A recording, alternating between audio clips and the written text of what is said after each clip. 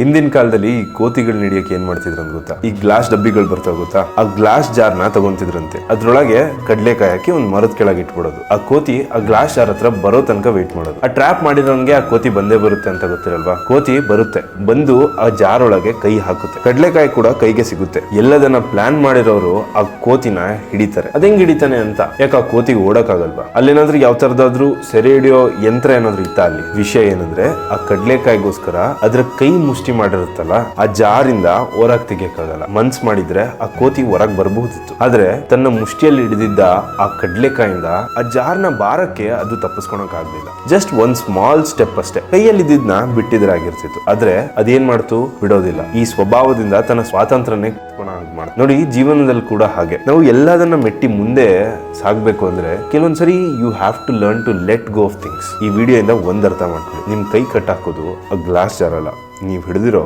ಆ ಆಸೆಗಳು.